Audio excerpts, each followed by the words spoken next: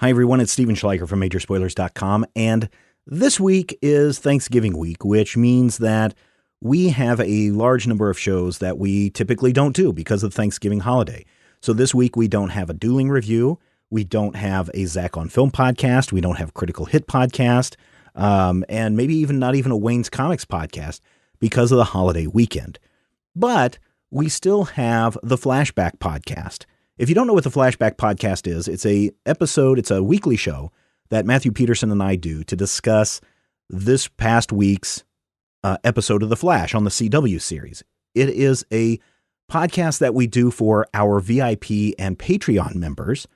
But this week, in the spirit of giving and the spirit of thanking everyone who's been a part of Major Spoilers over the years and all the people who have contributed and helped over the years, we are releasing this week's Flashback to everyone. So everyone gets a chance to listen to our antics as we reflect on, critique, review, and discuss the comic book connections to the CW series, The Flash.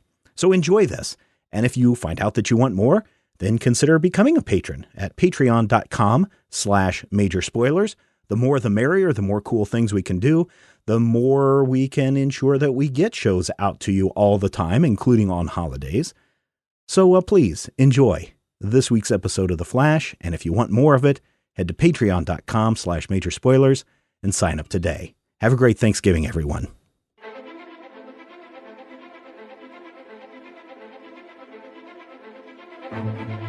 Welcome to Flashback, a fan podcast about the CW series The Flash. Remember back when we used to say it's the CBS, it's always been the CW. I'm thinking of Supergirl. Yeah, you are. CBS. Earth CBS. Earth CBS. This week, Kevin Smith directs Killer Frost. Caitlyn uses her powers to save Barry, but as her mother predicted, the effort unleashes her inner Killer Frost. Killer Frost goes on a rampage looking for Dr. Alchemy, kidnapping Julian, and battling both the Flash and Vibe. Meanwhile, Joe and HR have a heart-to-heart talk. Tonight, on Soap. Again, on an all-new LA Law. Hey, what's going on with this One Punch thing? So, this One Punch thing, I don't know if you've met Steven, the editor-in-chief at Major Spoilers. I have. He's a great guy. He really, really loves Justice League number 5 from 1988. Hey, man, that's the Bwahaha League where Batman punches out Guy Gardner with one punch. It is beautiful. It's Giffen and DeMatteis writing with Kevin McGuire art. It's beautiful. It is wonderful. Beautiful. It has the spectacle of Guy Gardner getting knocked out with one punch. Yeah, I know. And Black Canary in her 80s Flashdance costume, spending half the episode crying because she missed it, and she's so depressed. Yeah, and poor Beetle just keeps cracking up the entire time. Power Girl. I forget what Power Girl says. She says she makes Power Girl crack. Isn't in the group at this point. Oh, at that point, okay.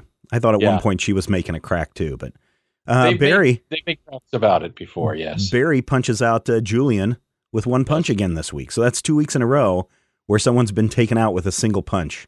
And by the way, wasn't that a little bit irresponsible of our hero and main character to just deck I mean, I understand he doesn't like Julian, but to just deck a bystander like that? Well, how responsible is it for a hero to kill his villains for 2 seasons straight? That's true. And illegally imprison the ones that he doesn't kill. So here's the thing. My friend Sarah likes to point this out repeatedly. Okay. And she wants everyone to be aware that if you hit a person hard enough to knock them unconscious, you have hit them hard enough to do serious, lasting brain damage. I don't know about that. Well, I mean, it is Draco Malfoy, so it's not like dealing with any great shakes on that level. But she has a point, up to the point that she says literally every time somebody gets knocked Barry down. even admits that he doesn't know how hard he hit him. He was surprised that he went down so easily. That is true. And I kind of thought that might have been a ploy on Julian's part because of what we, discover later in the episode. Maybe, but let's get to that. Let's talk about why Caitlyn has kidnapped Julian. Okay. Caitlyn is kidnapping Julian because she wants... Wait, how does this go? She thinks Dr. Alchemy, not only does he give people powers, but she believes he also has the powers to take their powers away. Right. And she wants Julian because she wants Julian to somehow program a computer algorithm that would allow her to track down anyone looking for alchemy and or Savitar. And unfortunately, he's kind of caught in the crossfire. Intentionally or unintentionally. You know, she goes to the police station to interrogate one of the alkalites that Joe had arrested from basically the end of last week's episode where Savitar was trying to kill Barry and all that stuff. Right. And Julian comes out into the hallway and he's like, hey, wait a minute. I know you. What's going on here? What are you doing, Potter? And so she grabs him and then says, oh, you know, I don't know what I'm doing. She's going a little mad with this Killer Frost powers. And, you know, comes up with this scheme to have him, you know, within 30 seconds, create an algorithm that will search the internet for anyone who has done the search for either alchemy or Savitar. Algorithm is, in fact, computer TV for magic. I guess because that's some heavy coding right there in 30 seconds. Julian must really know what he's doing. Well, bear in mind that Julian, you know, theoretically, he has that work laptop. I think we may be able to presume that this is an extrapolation of something bad writing. Yeah. That's totally it. So that's how Julian ends up in her clutches. And of course, the cops show up, and we'll get to clutches of Killer Frost. The cops show up and they're going to shoot everyone out to bits, but Barry knows what's going on, so he punches out Julian to get him out of the way, and flashes off with Caitlyn. Now, take a moment here. I want you all to listen, faithful spoilerites, to what Stephen just said. The hero shows up to a hostage situation, beats the hostage about the head and shoulders, and then escapes with the person who was actually holding him hostage to keep her from getting arrested by the police. Yeah. And that, my friends, is the Flash. That's our new America, man. Oh, no. And then I will say this. I really love how quickly Caitlyn has acclimated to having powers, because she does a couple of brilliant things. She takes out the camera, and then she covers her escape by exhaling fog breath. Yeah. Like cold fog breath. And then when Barry gets her away and tries to tell her that she's going with him, she creates an ice dagger and slashes his Achilles tendon and leaves him to bleed. Mm-hmm. Well, she's a biochemist or whatever her background is. She's a doctor. Right. She probably knows all of these things. Well, and she knows Barry's physique intimately, so she knows that he will probably be able to, you know. Yeah, and she even says, "You will heal in 4 hours, Barry. Don't follow me. Don't come looking for me." Yeah. Meanwhile, Caitlyn shows up at one of the Acolytes' house, and he's basically giving her, we have seen the future, and you are part of our dark history, Darth Vader. You will join the dark side. Trust your feelings, Caitlyn. You know it to be true. And once again, I want to point something very important out. Last season, when she was Killer Frosting all over Earth 2. Yeah, Killer Frosting. And I said something important. You poo-pooed me. H.R. Wells says, in context, this episode, how did you take care of that Captain Cold, gentlemen? You know, he talked really slow. Yeah. And she pointed out that ice people in the Berlanti-verse all talk like this. Well, Caitlyn doesn't talk slow, does she? She does. She talks much slower and much more nasally. She has her Captain I don't Cold. know if she talks more nasally. She does. Danielle Baker has kind of a husky voice to begin with. But we do get to see, you get to see what you would typically think of an Iceman powers for the most part. But the one thing that we do get to see in this episode is she and Barry mix it up a little bit, and Barry kicks her legs out from underneath her. She goes on her back, and he's like, "Aha, see, gotcha." Aha. And so she flips on top of him and delivers the Killer Frost kiss. Right. Which is out of the comic books as a way that Killer Frost has dispatched her enemies by giving them a kiss that they'll never forget, and in the process freezing them. Yeah, which is something that Crystal Frost did in one of her earliest appearances to Ronnie Raymond as Firestorm back in 1979. Yeah. Fortunately, Vibe was there to help take Caitlyn down and get her locked up in the pipeline. But even Barry and Cisco are having some difficulties in their relationship. Yeah, because Caitlyn, in her evilness, reveals to Cisco that Barry is the reason why his brother is dead. Hey, who said at the beginning of, maybe at the end of last season, beginning of this season, The real villain this season is Barry Allen. Barry, yeah. Well, you said it incessantly for like 3 episodes. I know, right? Because basically Caitlyn's calling him out. It said, because Barry wanted to do all these things and created Flashpoint, that's why your brother is dead, Cisco. Otherwise, he would still be alive in the main timeline. Dead Cisco. But you know, Barry screwed it up. And so I really do understand where Caitlyn is coming from as the villain and her motivations behind being a villain. Yeah. And it really works for me. It's, I've said this before about Iris in action Iris mode. It's kind of wonderful to see Danielle Pennebaker in this issue getting to embrace doing something other than weep openly about her boyfriend. So, you know, I kind of really love the fact that she goes all dark action girl and starts stabbing and using her mind, and, you know, psychological warfare against Team Flash is extra useful because these people are basically dumb as a bag of hammers. Yeah, but, you know, Caitlyn, you know, she does come back around, and she doesn't stay on the dark side for very long because Wally West, as we saw at the end of last episode, was encased in a cocoon.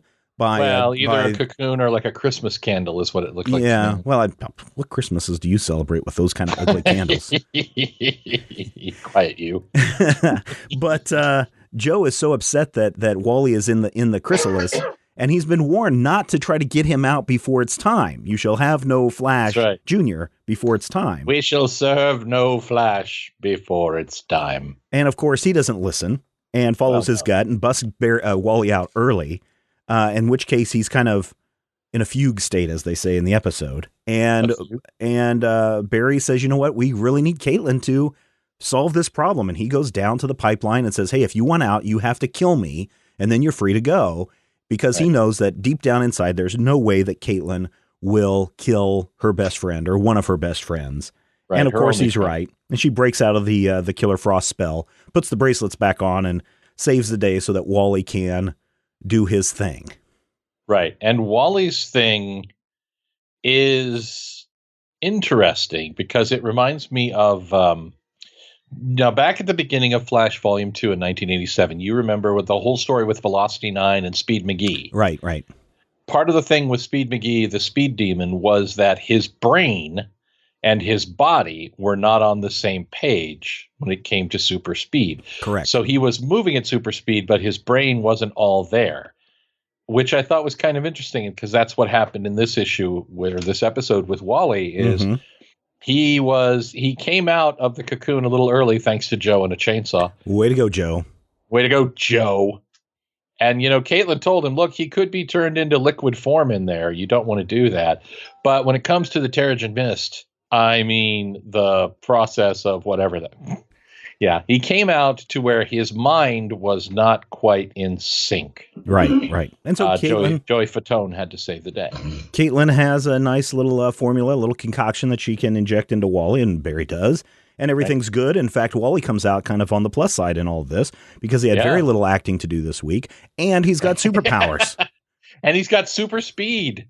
Faster than Barry when Barry first started. Now, they don't come outright and say that Wally is faster than Barry. They're just saying when Barry first got his powers, Wally is faster than that. Wally is faster at this point in his evolution than Barry was when he came out of his coma. Right. In season 1. But if I'm not mistaken, in the comics, though, it is determined that Wally is the fastest of all speedsters.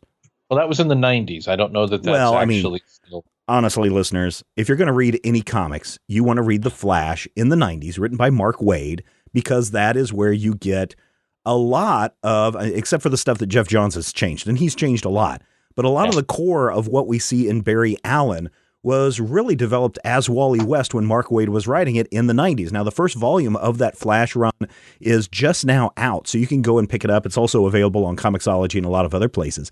And so you really get to see what the influences are in this television show as you develop a character that has a big backstory, lots of supporting cast characters, and who is the fastest speedster of all time. Well, yeah, and I mean, Wally, at the time of Barry's death in 1986, Barry was in his mid to late 30s. He was divorced. He had a lot of baggage. Wally was a young, cool, Flash. I almost said hipster, but a young, cool, hip 90s Flash. And that's really the Flash that has stuck, and they've kind of streamlined it all together here, as Berlanti and Jeff Johns are wont to do. Mm-hmm. Take all the best stuff and stick it together and claim you made it up. And I don't know if it's probably not in volume 1. It's probably going to be in the next volume. But Savitar is actually a Mark Waid creation, and it bears a little to no resemblance to the Savitar we're seeing on the television screen. But Unless I thought it's a big volume, Savitar is probably not going to be in volume 2 either. Yeah, probably not. But I did think it was funny that HR was very useful this week when Barry's like, he calls himself Savitar. Oh, yes. God of motion. I was an excellent crossword player. What else could it be? And it's just like, okay, great. Well, I tell you what it could be. It could be the Beastie Boys and their wonderful, wonderful hit. Savitar. Listen, all y'all, it's Savitar. Yeah. I've been singing that all week. My family hates me. They do. Speaking of HR, he and Joe do team up to go on a stakeout. And there's a couple of interesting things that are said in that exchange. The first one is HR is so excited because he gets to do an all-star team up with Joe. Right. A couple of interesting things about that phrase. First of all, there is All-Star Comics, which led us to DC Comics down the road eventually. I mean, it's All-American Publications moved to National Periodicals and then DC Comics. Right.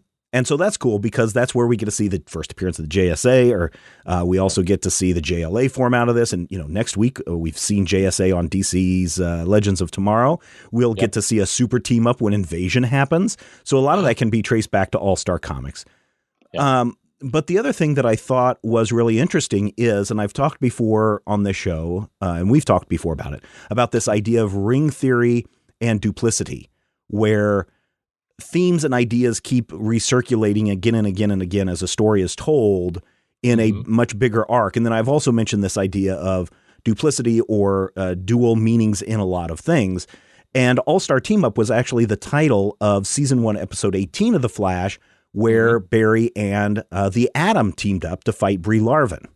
Right. So I thought that was kind of interesting as well, especially when we get into the big reveal this week. But before we get into that big reveal, while Joe and HR are having their discussion, HR basically says, here's the really cool thing about Barry. I know that, you guys get angry and upset and you don't trust your guts and all these other things. But the cool thing about Barry is he is so full of hope. Yep. That is his biggest trait, is he is always so hopeful. His real superpower is hope. Yeah, it's not his speed, it's his hope. Well, I apparently am the only one who triggered off of this because I've seen no other websites discuss this. But during the Sinestro Corps War, when we suddenly had the rainbow lanterns appear, one of every color of the rainbow, the Blue Lantern Corps was revealed, led by Saint Walker, and their emotional attachment to the spectrum was hope. Mm-hmm. And then when we see the Blackest Night saga going on, and we see Saint Walker come to Earth, he turns Barry into a Blue Lantern because he is full of hope. That's true. And I was like, wow, that's really amazing. Imagine what they could do if they could actually cut loose and do everything that they wanted to do on this show. We could actually see a Green Lantern appear, and at some point in season 5, see Barry turn into the Blue Lantern. I don't want to see that. I mean, I don't want to see. I don't want to see the Darkest Night storyline play out. But they have planted this seed. Superheroes getting the rings in addition to their powers to be the lamest part of Blackest Night. To be honest, no. The lamest part of Blackest Night was the return of all the dead superheroes as zombies. Cool. The lamest thing of Blackest Night was Blackest Night. Oh, don't be that guy. Speaking of that guy, we went to go see Star Wars, episode 7, whatever the title of that one was, The Force Awakens. A flaming poo. And so Rob Rasmussen and he was sitting next to me. A bunch of us went together, and he's sitting next to me. And right in the middle of The Force Awakens, you hear me go, ugh, that guy. And Rob's like, what happened? Is there something wrong? I'm like, I'll tell you later. If you pay attention to J.J. Abrams' works, you will see that he constantly employs a certain actor again and again and again and puts him front and center in these very bit parts. But he makes sure that this actor, Greg Grunberg, is front and center so that no matter what happens, you're always seeing him. Now, I've got nothing against Greg Grunberg as a person. I don't know him. I don't think he's a great actor. I think he's a good actor. But because of his connection with J.J. Abrams, he's been in everything from Felicity, Heroes, Star Wars, Alias. Now he's in The Flash as Detective Thomas Patterson. Mm-hmm. He's also friends with Kevin Smith. He's the co-host of the Geeking Out show with Kevin Smith. Right. And so those two are friends. So it kind of makes sense that he would appear in here. But in a time when you have a great actor in the guy that plays Director Singh, right? Why introduce Tom Patterson and throw him in, except to get me to sit back in my chair in my house and cry out loud, "Ugh, that guy." Well, yeah, I mean, again, nothing against the guy. No, but he's okay. He's not like a master of disguise, though. It's not like something where each role is different. I mean, we've seen Tom Cavanaugh in 4 separate character roles in this show.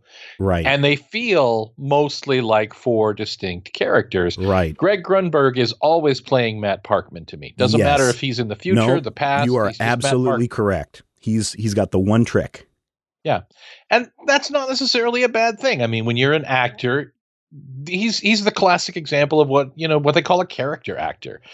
And Ashley Robinson has said many times on our various programs, it's not how good you are, it's who you know. So you can't fault the man for knowing somebody or knowing a couple of somebodies and being a part of it. I don't mind seeing him on this, but I do have a little bit of the same reaction you do, that seeing him draws me out of the story a little bit. Yeah, it totally does. It totally breaks my connection to the story that they're trying to tell, because I know who he is, because I've seen him in so many things. And you're right. We've talked before about that guy actors before. And he is definitely that guy. And when you see him, it doesn't matter it doesn't matter that guy actor that you're talking about. The minute that you see them, you're taken out of the story. And that unfortunately happened a lot in this episode. I don't know. The governor from Benson is a that guy actor. Yes. The guy who was the second in command on Barney Miller is a that guy actor. Mm-hmm. Nathan Fillion is a that guy actor. Yes, he is, except you're not going to hear the before that. But it's kind of the same theory. I mean, I understand, and I think it'll be fine, because I spent part of season 1 unable to see anything other than Tom Collins in Joe West. So. Or the fact that all you see is Good Morning America or whatever. Good Morning Miami. Yeah. When you see Reverse Flash. Yeah, Good Morning Miami. And, we've been calling him Draco Malfoy for 10 episodes now. And what's really weird is just a couple of weeks ago, I started doing the whole Harry Potter series again, starting over from the beginning of the movies. And you see Draco at a young age. I just finished Goblet of Fire. And it's like 12-year-old Draco? Yeah, something like that. I think he probably would have been about 15 or 16 at the time. But I'm looking at his face and I'm like, wow. Look at how these kids have grown. And if you've seen the guy that plays Neville Longbottom, I mean, he's greatly changed from the movies. So if you were to put Draco Malfoy in Goblet of Fire right next to Julian in Flash, you might be hard pressed to tell the two apart. But you're right. We do call him Draco all the time in this episode. We do. Yeah. So we'll get over it. And there was a thing about Draco in this episode. Was there a thing about Draco? I mean, he got punched by Barry, and everybody cheered around the world.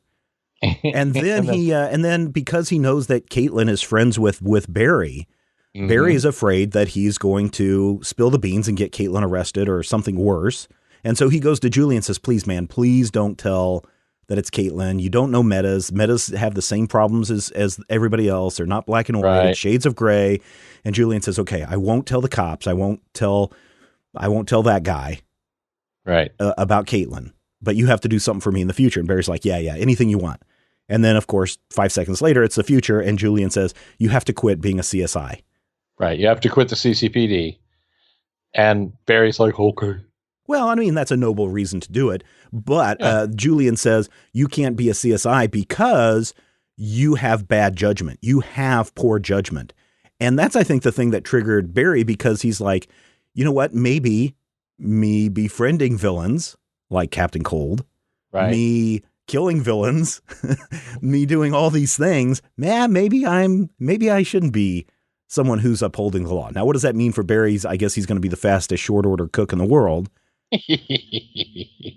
But I do think that's I do think that was an interesting reveal.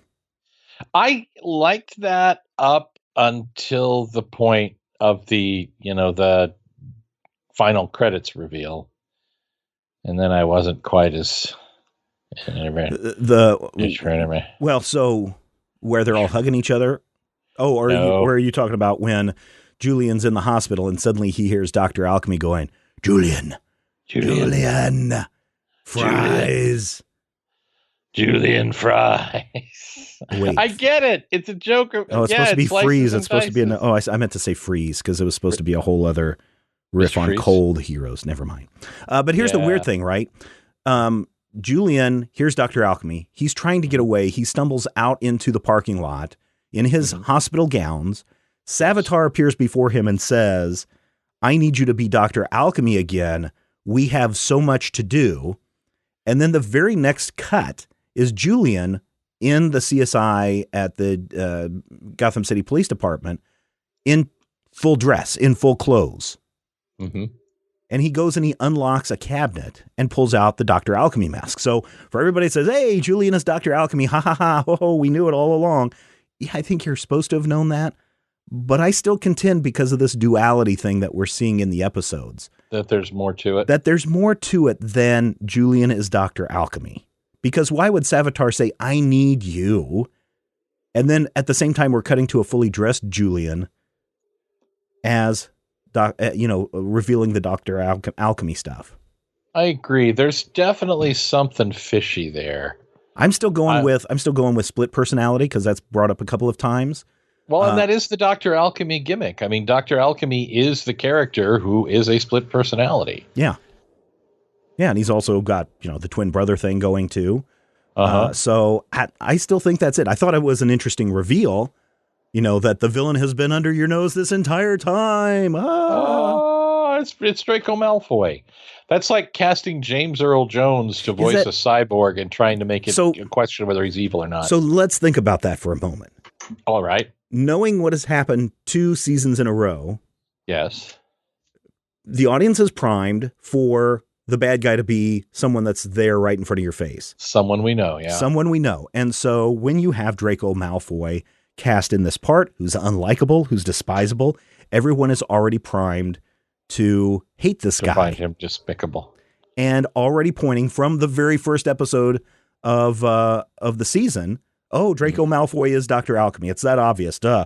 Well, how stupid do they think we are? First rate. I think it's if they're smart, if they've got a smart writer's room, they would intentionally be doing that as a swerve. I can agree with you, and I think that is probably the case here. And I think that would end up being so much more satisfying for people to go, yes, I knew it all the time. What? You switched it on me? Holy cow, what did they do? I think that's, I could be wrong, probably am wrong. And it's probably just as black and white as they've portrayed it, which then leads to a whole other discussion of if it is as black and white as they portray it, how good is this show compared to season 1? It's definitely an interesting point. I think that the hardest part of any of this is not going to be figuring out what is and isn't a swerve. I think it's going to be figuring out whether or not they intended it from the beginning, because sometimes they throw in these plot points and you're just like, did you guys just make that up? Is that something that just came to you in a dream? What? Yeah. I'm curious though. Yeah. Do you think that, and we've had this discussion before, but in other shows that we do, but do you think it would be a smart choice for them to say, Mark Waid, we really need to bring you in on the writer's room for this. You have such an intimate knowledge of what makes a good Flash story. Can you come in and just be a part of the writer's room? You don't have to be head writer, but be one of the many people that writes for the show. Maybe you end up with, 1 or 2 or 3 episodes out of the entire season. Maybe you get more going forward, but bringing in, they've already got Jeff Johns. Yes. But bringing in comic book writers to work on these shows might make them better. Or does that just, Or does that set them up to fail with, because as many a great Mark Waid Flash stories that there are, there's just an equal amount of really bad Mark Waid Flash stories that are out there. Nothing against you, Mr. Mark Waid, because I love you. I think in some ways it's going to be that same question of why don't the guys who do comic book movies actually check for the comic books that have been written? Right. And the answer is they don't want to. Right. They don't have any interest in that. They want to do their thing. And I think that if you look at the writers who have crossed over from comics to Berlanti, your Guggenheims and your Jeff Joneses and your guys who are, writing this show, the thing that they have in common is putting their own stamp on things, even if it isn't their own thing to stamp. Mm-hmm. And I think that for good or ill, that's what we can expect from these TV universes is, to digress for a moment, Vince McMahon, the head of the WWE, doesn't hire wrestling fans to write his shows.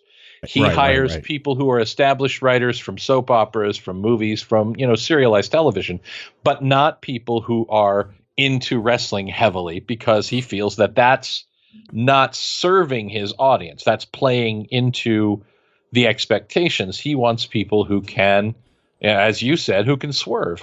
Right. And I think that to have Mark Waid in a Flash writing room, I don't think they would do that because it feels too much like that would be serving the old audience. Yeah, I really can see that. Audience. I can see the arguments on both sides very clearly on why you would want to, but why you wouldn't. But if anybody's been watching Westworld, one of the best episodes this season so far was written by Ed Brubaker. Right. And it's fantastic. And I loved that episode to pieces. Well, so Brubaker has given up comics. Yeah, he has. He's basically said, I'm done with you guys until the next. Well, no, he hasn't given up comics completely. He's given up. He's given up work for hire. Yeah, he's only doing his creator-owned stuff. Right. So the next Image noir story will still come from him. Sure. So I don't know. It's just something that's been kicking around in my mind. It's like, I don't find the character Savitar interesting at all. Not the way they've portrayed him here, at least. Yeah. And then, and granted, the Savitar from the comics is fairly 90s cheese, but it's still better than what's in the TV show. I think that my main problem is he's a robot. I don't understand. Yeah, appears to be a robot or something. Why I don't is he know an invisible robot, no less? Well, maybe you have to be connected to the Speed Force to be able to see him. Or maybe it's cheaper to have an invisible villain. Like the visual effects are less expensive. It's like Sid and Marty Croft time, ladies and gentlemen. Yeah. We're going to go with the cheapest invisible. We have 2 Sleestack suits, and so we've got 4 more that are invisible. Yes. Okay, my wife wants it to be pointed out they had 3 Sleestack suits and then 1 brown one, which was the leader, the other guy. The talking one, yeah. Yeah, the brown one was from the future. He was not a Sleestack. He was a Frassum Stassum. There we go. Yeah. Anything else from this episode that stands out for you? We know that we've covered Barry and Cisco. We've covered Caitlin's Killer Frost thing. Yep. We've covered the Dr. Alchemy reveal. We've covered Joe and HR and Wally West. I think we've covered everything in this week's episode. Again, not a whole lot of comic book ties to the episode beyond the All-Star and the Hope and that's it really. And the One Punch Man.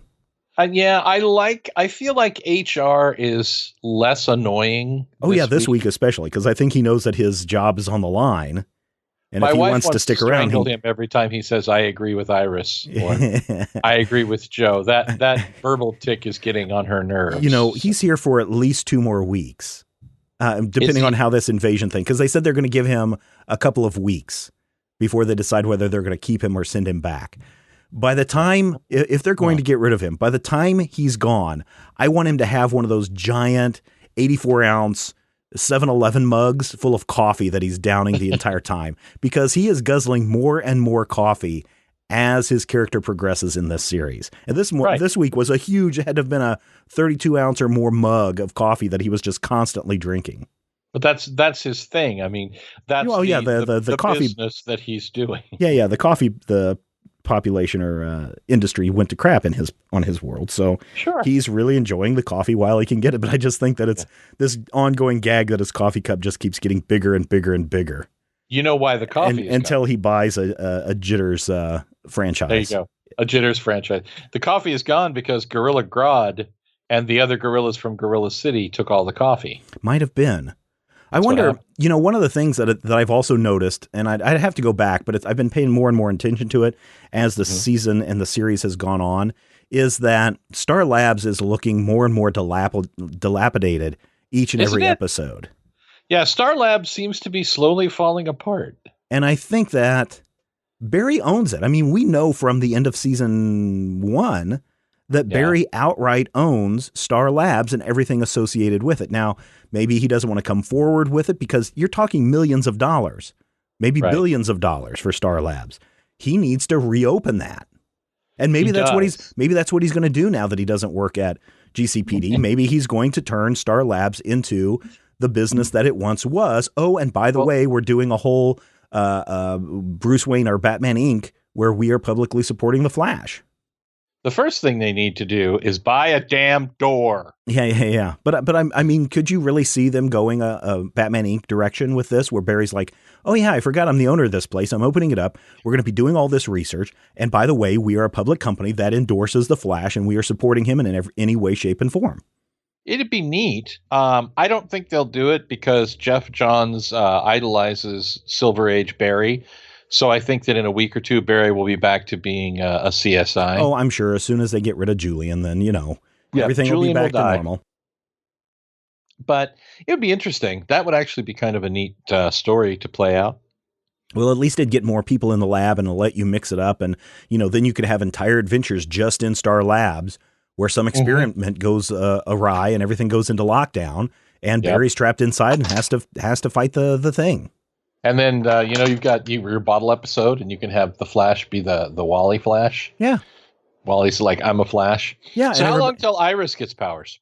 I don't think she's going to. I think she'll. Everybody I think, though, else on this show has powers. Joe doesn't.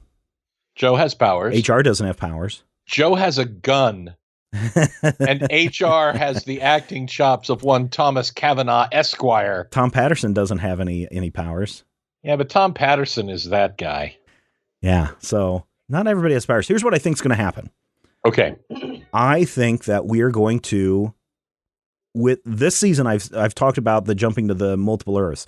This season, I really think we're going to see the cosmic treadmill come into play. And treadmill. And by season 5, Iris will have to go to the future, and she's going to have to live in the future. I think Iris is going to get superpowers. I don't think she'll just get like Jimmy Olsen does on Supergirl. If she does get superpowers, you know what her superpower is going to be? Star Sapphire. That'd be interesting, or something that makes sense in the Flash universe. That's what it's going to end up being. Have her be Lady Flash, and she is like Savitar's major domo or vizier, or major vizier. I don't know. Yeah, no. But yeah, it's interesting. I feel like this is one of the stronger episodes in the recent run. Mm-hmm. And part of that is because there's a villain that feels a little bit more focused, a little bit more necessary than the last couple of villains. I mean, the Shade last week was just such a downer. And even though Savitar feels very much like an original series Star Trek, more powerful than you ever imagined kind of character, and they'll have to figure out some sort of Deus Ex Machina to take him down. Yeah. I do like the way they reveal him as the actual big bad. So we've had, 10 episodes, 6 episodes, whatever it is, of Alchemy being all, I am Alchemy, brubba brubba. But now it's all... You know how they take down Savitar. How? And it gives you your wish at the same time. In order to bring down Savitar, we have to bring in the Beastie in... Boys. Yes. We have to... Wally has to power up. Jesse has to power up. Jay Garrick has to power up. Wally, Barry and Wally have to power up. We also need some flashes from other Earths. One of those being Iris of another Earth, who is their Iris Flash. of Earth 17. There you go. And then they have to do the Cyclone Rangers. And then they have to fight together to bring down Savitar. Perfect. Sold. We have a season finale. Cut. Print it. Yep. That's it right there. That's how you take down Savitars. All the powers have to, because we've already been set up with Jesse. We know Jay is still around, and we know that Jay is coming back this season. In fact, 2 episodes from now, I think. I don't think he's in the invasion storyline, but 2 or 3 episodes from now, he's confirmed to coming back. You've got Wally, you got Barry. Why not get Iris involved in this? Why not get a couple more speedsters why not get the Johnny Quick involved? Right. And then you've got them all. You've basically got... No. You don't got them all. Fastback. Oh, we need Tornado Twins. The fastest turtle alive. You need XS and Impulse. I don't know if you could, since XS and Impulse are from the future, since they're from the future, I don't know if you would want to do that at this point. You could. And they're not actually going to be from the future in this world. No, but I really think that we'll probably see 7 or 8 different speedsters by the end of this season. Fastback and the terrific What's It? They'll show up at the very end. I mean, it'll just be like, oh, we heard your call, HR. Thanks for thinking of reaching out. Because here's the gimmick. HR is going to say, hey, how did you guys get me to come to your Earth? You sent out a message. Send out a message to all the other speedsters of the other multiverses to come and help us. And you get 10 speedsters showing up at the end of whatever this arc is, and they all take down Savitar together. Yep, we just finished this season. Good call, my friend. There you go, ladies and gentlemen. Pack it up, kids. No more Flashback until season 4. We've just revealed everything for you going forward. Thank you so much, everyone, for listening to this episode of Flashback. Of course, check out the Flashback column every week at majorspoilers.com. Keep being awesome, because that's who you are, and we love each and every one of you who listens to this show. We'll be back next week, we promise. And I know we said we weren't going to be here this week, but hey, happy Thanksgiving, Merry Christmas. You do what you do. Next week, Steven Invasion. and I have no lives, no friends other than each other. So next week is Invasion. We will have an episode specifically about the Flash episode of Invasion. Then we may be doing something a little extra to get the other whole Invasion story arc all put together. Until next time, fans, remember, run, Barry, run.